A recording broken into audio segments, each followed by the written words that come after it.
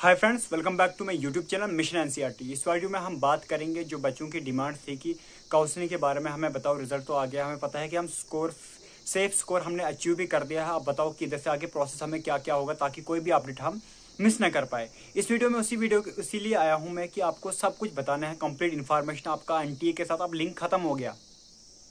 NTA ने जो करना था आपका रिजल्ट तक होता है, आपको एनटीए के साथ टच में रहना। अब इधर से आगे आपको एनटीए की वेबसाइट चेक करने की जरूरत नहीं है। जेएंडके वालों को जिसको काउंसलिंग करनी है सिर्फ जेएंडके की स्टेट के लिए, जिसको ऑल इंडिया में स्टेट करने एम्स की काउंसलिंग करनी है, तो उसको एनएमसी की वेबसाइट पे अब एनएमसी की वेबसाइट पे विजिट करते रहना है। और जो जेएंडके के स्टेट के स्टूडेंट जिनको स्टेट काउंसलिंग करनी है उनको कंटिन्यू आप जेके बोपी की वेबसाइट पे विजिट करते रहना है। वहीं पे आपको अपडेट आएंगे, आपको एनटी के साथ लिंक अब खत्म है।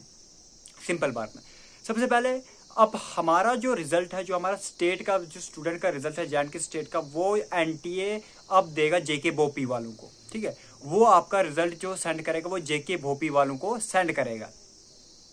अब आफ्टर 15 डेज, 15 दिन रिजल्ट के बाद जब हो जाते हैं, उसके बाद 14 to 15 डेज, कभी 14 डेज में, कभी 15 डेज में या 16 डेज में, इतना ही उसमें आप हमारा जेके बोपी सबसे पहले हमारे रोल नंबर वाइज लिस्ट निकालते हैं। रोल नंबर वाइज लिस्ट में क्या होता है? रोल नंबर वाइज लिस्ट में आपको अपना रोल नंबर डालना होता है और देखना होता है आपका इस लिस्ट में नाम है या नहीं है। आपको वो चेक करना होता है, ठीक है, रोल नंबर वाइज लिस्ट में।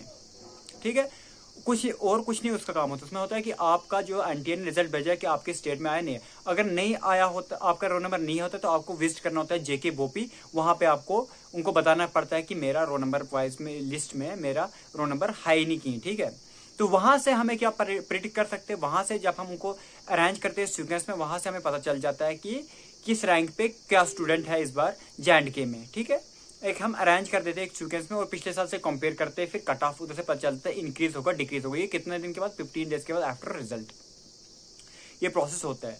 उसके बाद ये जब हो जाते हैं, उसके बाद कुछ डेज के बाद आफ्टर 5 डेज जो है हमारे पास 4 to 5 डेज, जब हमारे पास रोल नंबर वाइज लिस्ट आ गई, उसके बाद 4 to 5 डेज के बाद हमारे पास रजिस्ट्रेशन प्रोसेस स्टार्ट हो जाता है। रजिस्ट्रेशन प्रोसेस में क्या होता है? आपको अपने डॉक्यूमेंट्स अपलोड करने होते हैं। ठीक है, आपको दिया होता है कौन कौन से डॉक्यूमेंट्स आपको अपलोड करने, जैसे 10+2 मार्क्स कार्ड के अपलोड करना होगा या आपकी कैटेगरी सर्टिफिकेट आपको अपलोड करने। जो भी डॉक्यूमेंट्स उधर पे लिखा होगा, जब लिस्ट आएगी वो हम शेयर कर देंगे। ठीक है, वो डॉक्यूमेंट्स आपको अपलोड करने होते हैं, जो जो डॉक्यूमेंट्स आपको रिक्वायर होते हैं। आपकी कैटेगरी कौन सी है, आपका नीट का मार्क्स कार्ड, शार्स कार्ड, ये आपको अपलोड करना होता है। जब जेके बोपी आपको इसके लिए टाइम देता है 6 to 7 डेज।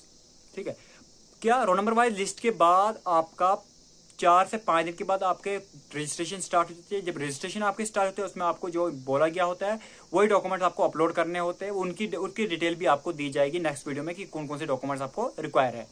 उसके बाद जब आपका ये हो जाता है, जब 3 से 4 दिन आपके पास दे देगी कि आपको ये डॉक्यूमेंट्स अपलोड करने, उसके बाद आपके 4 to 5 डेज के बाद आपकी प्रोविजनल मेरिट लिस्ट आ जाती है। आपने डॉक्यूमेंट्स अपलोड कर दिए, 2 to 3 डेज, अगर सब कुछ ठीक रहा 2 to 3 डेज में आपकी प्रोविजनल मेरिट लिस्ट आती है। प्रोविजनल मेरिट लिस्ट क्या होती है? प्रोविजनल मेरिट लिस्ट में आपका होता है कि आपका नाम होगा, आपकी ऑल इंडिया रैंक होगी, आपकी स्टेट रैंक होगी और आपकी कैटेगरी होगी। ठीक है, वैसे अरेंज किया गया होगा, सब कुछ अरेंज किया होगा। वहां से पता चल जाता है हमें, सीट मैट्रिक्स में हमारे पास, वहां से हमें पता चल जाता है कि हमें किस कैटेगरी का कितना कट ऑफ रहेगा, क्योंकि स्टूडेंट्स हम खुद कैलकुलेट कर सकते हैं प्रोविजनल मेरिट लिस्ट में। अब प्रोविजनल मेरिट लिस्ट जब आपको आ गई तो फिर आपको करना पड़ता है, अब आपको कॉलेज अलॉटमेंट करनी पड़ती है, कॉलेज आपको पकड़ने पड़ते हैं, आपको प्रेफरेंस भरनी पड़ती है। जब आपको कॉलेज प्रेफरेंस भरनी पड़ती है, वो प्रोविजनल मेरिट लिस्ट जिस दिन आएगी उसी पे लिखा होगा कि इतने दिन तक आपको 2 से 3 दिन का गैप दिया जाएगा या 2 दिन का गैप दिया जाएगा। उस 2 दिन में बोला जाएगा कि आप कॉलेज की प्रेफरेंस फिल करनी है। उस 2 दिन में आपको कॉलेज की प्रेफरेंस जब आप फिल कर रहे होगे, उसमें आपको 1500 रुपये फीस भी सबमिट करनी होती है। बट कब सबमिट करनी? जब प्रोविजनल मेरिट लिस्ट आपकी आ जाएगी और अब आपको कॉलेज पकड़ने, जिस दिन आप कॉलेज की प्रेफरेंस फिल करते हो उस दिन आपको 1500 रुपये डिपॉजिट करने पड़ते हैं जेके बोपी की वेबसाइट पे। वो सारा प्रोसेस से 1500 रुपये आपको काटते हैं और कॉलेज आपको एक बार वो सारी सीक्वेंस में बताऊंगा। जैसे जैसे जेके बोपी काउंसलिंग करेगा, मैं आपके साथ साथ डेली आपको जो भी अपलोड आएगा उसके साथ साथ दिखाऊंगा कि कैसे आपको फिल करना है, कहाँ पे क्या मिस्टेक नहीं करनी है, कहाँ पे आपको पैसे कटवाने हैं, कैसे आपको प्रेफरेंस देनी है, वो सब मैं बताते रहूंगा। टेंशन नहीं लो, सिर्फ आपको एक ही काम करना है, चैनल को सब्सक्राइब कर लो। कोई एक छोटा सा भी छोटा अपडेट आपको मिस नहीं होगा।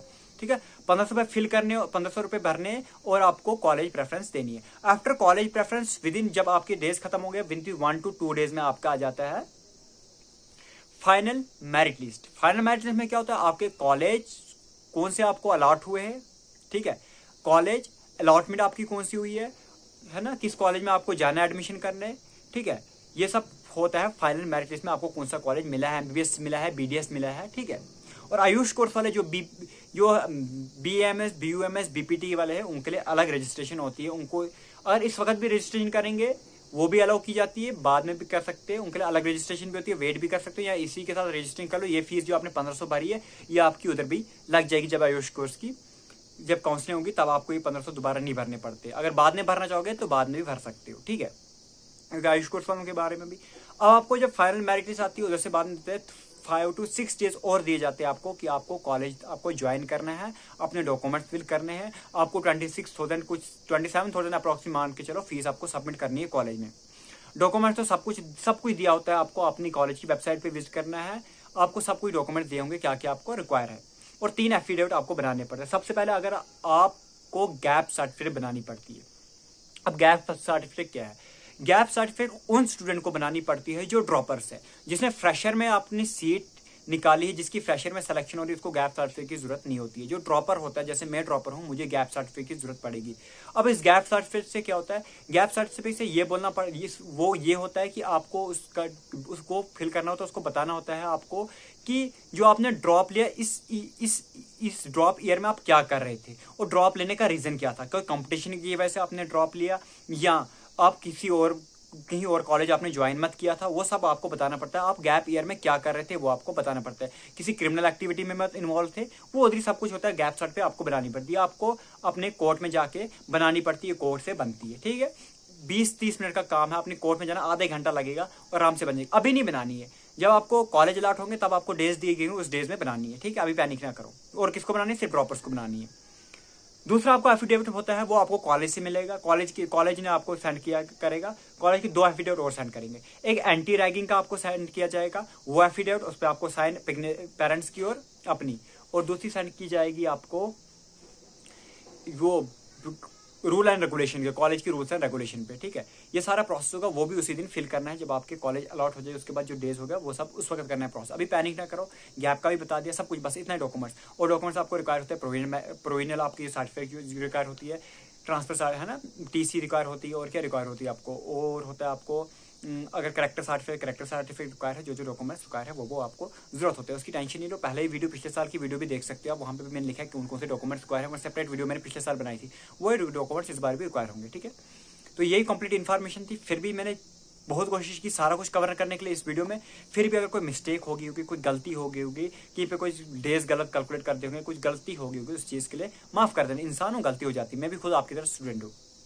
और ये कि अभी पैनिक ना करो, जिसका रिजल्ट अच्छा आया है वो इंतजार करो। सारे अपडेट आपको इसी चैनल पे मिलेंगे, सब्सक्राइब कर लो। फिर भी कोई डाउट है, टेलीग्राम ग्रुप की लिंक डिस्क्रिप्शन में ज्वाइन कर लीजिए, ठीक है। तो यही सब कुछ आपको बताना था, पूरी प्रोसेस जो स्टूडेंट्स की डिमांड थी, मैं बताओ पूरी प्रोसेस क्या करनी है, ठीक है। तो वीडियो अगर अच्छी लगे चैनल को जरूर सब्सक्राइब कीजिए, लाइक शेयर और कमेंट। तब तक के लिए bye, take care, thanks, have a nice day.